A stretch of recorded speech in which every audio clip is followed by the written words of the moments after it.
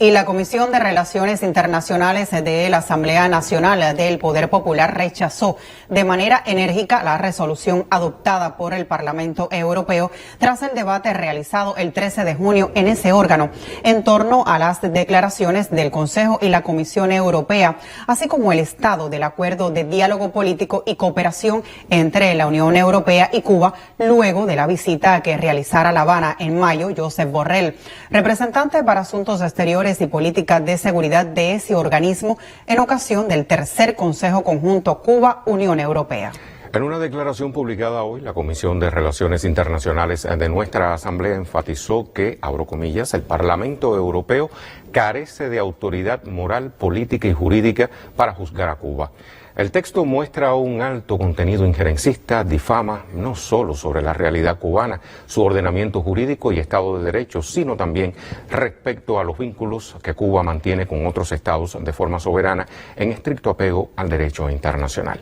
Al propio tiempo refleja la aplicación de un doble rasero en la emisión de juicios de valor sobre temas a los que ese Parlamento no presta atención en el territorio de sus propios Estados miembros y en otras partes del mundo. Podría entenderse como cómplice el silencio del Parlamento Europeo sobre el resurgimiento del fascismo. El debate que sirvió de base a esa resolución evidenció una fuerte carga ideológica por parte de un grupo de eurodiputados conservadores y de la extrema derecha, algunos con conocidos vínculos con políticos anticubanos en Estados Unidos, cuyo propósito es entorpecer el curso actual de las relaciones entre Cuba y la Unión Europea, basadas en el acuerdo de diálogo político y cooperación firmado por los 27 Estados miembros. Y continúa esta declaración. Para lograr sus fines tratan de obviar los resultados del tercer Consejo Conjunto Cuba-Unión Europea, celebrado el 26 de mayo pasado, y tergiversan hechos, datos y cifras.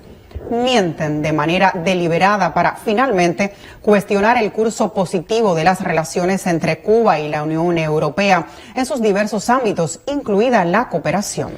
Ese debate, en el que expusieron altos representantes de otras instituciones como el Consejo y la Comisión Europea, mostró tanto la validez del acuerdo de diálogo político y cooperación para avanzar en el desarrollo de relaciones en beneficio mutuo, como la ineficacia de posiciones unilaterales e injerencistas que en otros momentos impidieron el diálogo y la cooperación. Agradecemos la postura de aquellos eurodiputados que, apegados a la evidencia y la verdad histórica, denunciaron que atentar contra el diálogo y la cooperación en curso es un tributo servil de la ultraderecha europea a la política del gobierno de Estados Unidos contra el pueblo cubano, universalmente rechazada cada año en la Asamblea General de las Naciones Unidas. Esta resolución contribuye al intento estadounidense de aislar a Cuba y de justificar su genocida bloqueo que tanto daño ha infligido al pueblo cubano por más de 60 años. Es además un atentado contra las empresas del bloque comunitario que invierten en Cuba o se interesan en hacerlo, y expresa la voluntad de la extrema derecha y fuerzas políticas afines de privar a la Unión Europea de una política propia e independiente hacia Cuba. Alertamos que adoptar esta resolución, que singulariza un país latinoamericano y caribeño, atenta contra los principios de respeto, inclusión y cooperación con que se pretende organizar